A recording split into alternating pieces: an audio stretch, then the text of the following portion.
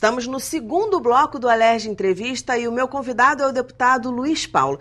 Deputado, o senhor no finalzinho do primeiro bloco estava falando como a Alerj pode contribuir para minimizar a crise econômica que o Estado passa. Bom, primeiro é aprovar este projeto de lei que possibilita que o Estado saque 6 bilhões de reais dos depósitos judiciários.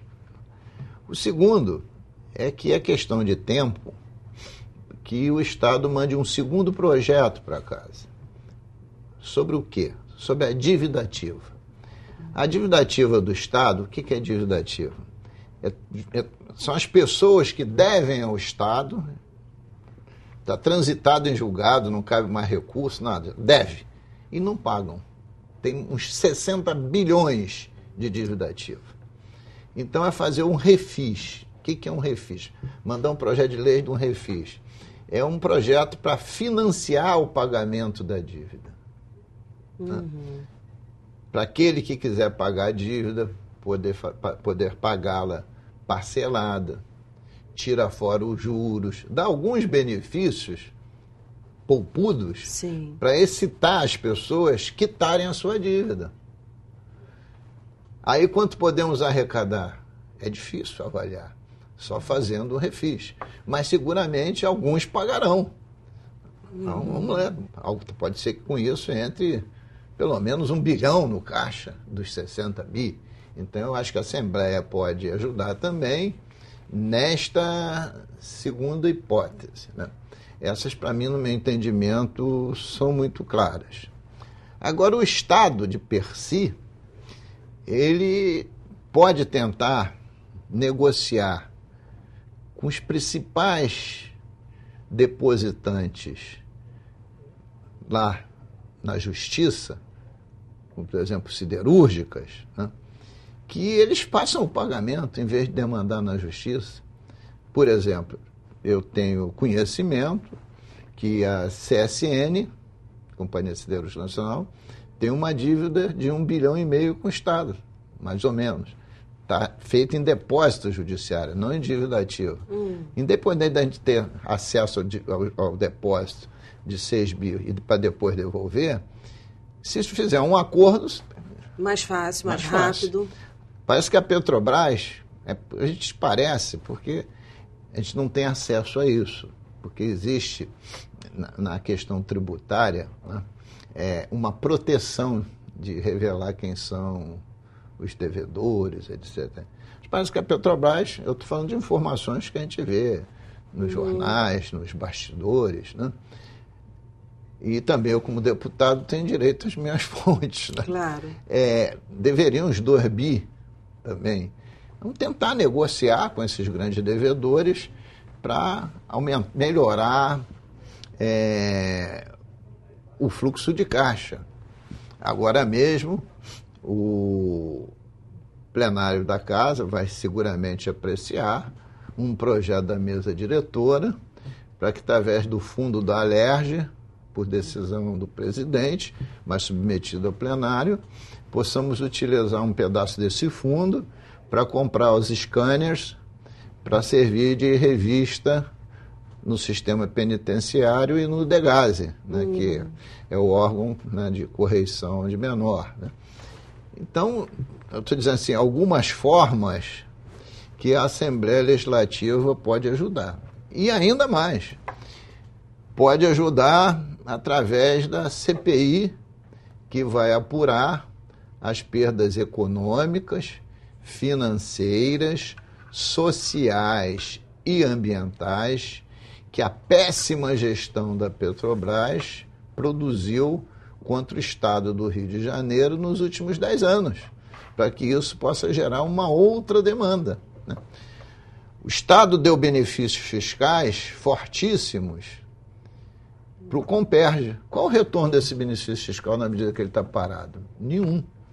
A Assembleia Legislativa já deu uma outra ajuda na aprovação do projeto de lei que mexeu na lei Rosinha, que depois tinha virado lei Cabral, que agora é lei Pezão, né, que é a aplicação para aquele elenco de municípios da alíquota de 2 pontos percentuais em cima de tudo aquilo que é produzido, né?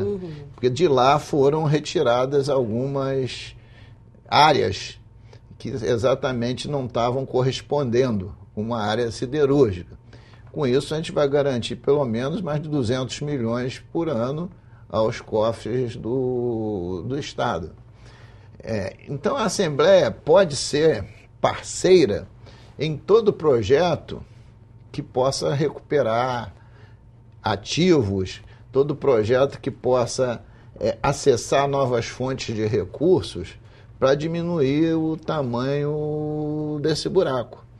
E tem uma medida, para mim, que é muito importante, que ora a Assembleia possa ser usada, mas que tem que ter um início obrigatório no Executivo. É que vê empresa por empresa que recebeu o benefício fiscal do Estado. Ou seja, diferimento, quer dizer, adiamento do recolhimento do ICMS, ou quer seja um ICMS subsidiado de menor monta, todas as empresas que receberam subsídio. Vê que se cada uma dessa empresa honrou seus compromissos em termos de geração de emprego, né, e de arrecadação de tributo. E aquelas que não honraram o compromisso, evidentemente, têm que ser extirpadas daquele benefício fiscal. Ou, se for o caso, por decisão do Executivo, ou se precisar de um apoio legislativo, o legislativo entra junto, né? Então, há muito trabalho pela frente, né? E o clima é da gente querer recuperar o Estado, né? A gente tem que, na verdade, ter um projeto virtuoso para o Estado, né?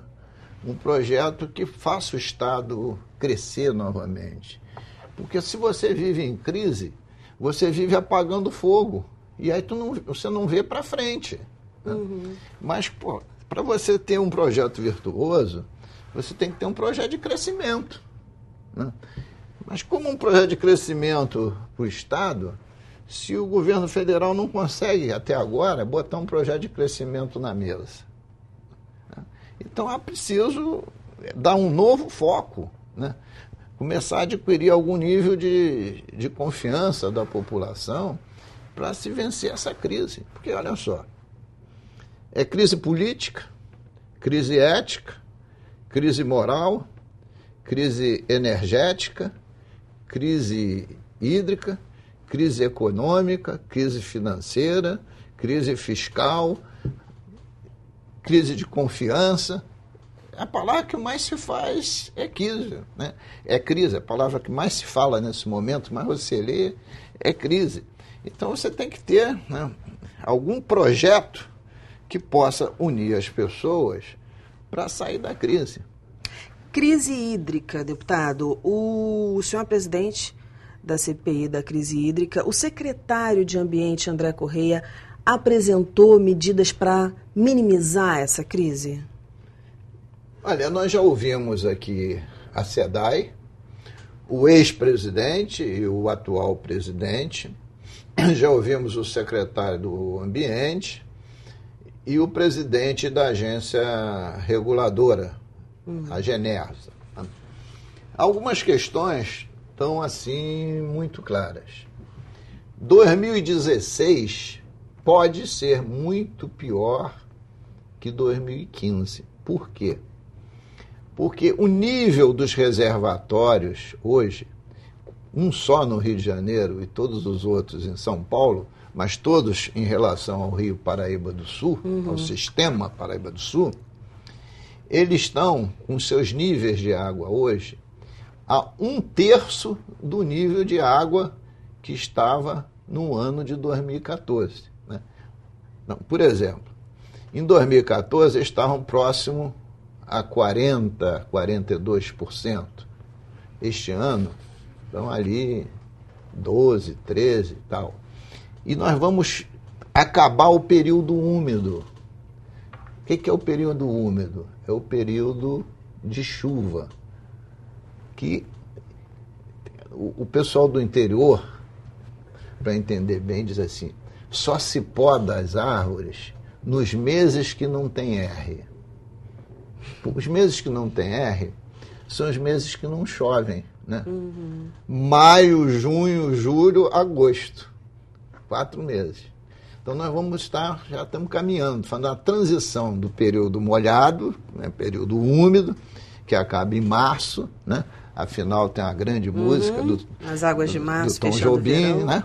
Março acaba, abril faz transição, é o período seco. Ora, imagina um período seco, bem seco. Os reservatórios já estão lá 13, 14, ó, eles vão baixando. Aí imagina que tu entra um período úmido, que vai fazer uma transição em setembro para outubro começar, né? Entrou a primavera e começa, né? Imagine que esse período úmido seja postergado, né? Caminha um pouco mais para frente. Tu vai chegar no verão esgoelado. Então tem que ter medidas desde já, né? Então qual foi a questão básica? E num programa só não dá para falar do estado todo. Então, rapidamente, só o sistema Guandu. O sistema Guandu recebe do Rio Paraíba, né, não é abastecimento. O Rio Paraíba tem que ter 190 metros cúbicos por segundo d'água. Tem que chegar lá no canal de São Francisco, não tem isso hoje está por 160 e tal. Mas tem que chegar no São Francisco com 110 metros cúbicos por segundo. Para quê? Porque essa água do Rio Paraíba tem que empurrar a língua salgada, porque senão as 4 indústrias que tem lá vai tomar água do mar, que eles captam diretamente lá e não podem produzir. É um problema. E tem que chegar na estação de tratamento lá uns 85 metros cúbicos por segundo, né? Para acedar e tratar 45. Então, você tem que trabalhar esses fluxos para que isso se mantenha. E o avanço que se conseguiu é que essas decisões sobre o Rio Paraíba do Sul serão decisões colegiadas. Isto foi um avanço. Colegiadas como? Porque quem era a competência de fazer isso? Era só da ANA, da Agência Nacional das Águas. Hoje entra a ANA, hoje entra o Operador Nacional do Sistema Elétrico, o Estado do Rio de Janeiro, São Paulo e Minas. Então, com isso, você vai ter um equilíbrio melhor. Agora, essa é uma das medidas, talvez uma das mais importantes. Agora, precisam outras decisões também relevantes para garantir esse período que está chegando, que vai ser talvez pior do que o anterior. E, evidentemente, também medidas de economia. Deputado, muitíssimo obrigada pelos seus esclarecimentos, pela sua participação aqui. Volte sempre, é sempre um prazer falar com o senhor. O nosso programa já está acabando. Se você quiser ver novamente, basta acessar o site www.tvalerj.tv. Até a próxima. TV Alerj, o canal do povo fluminense.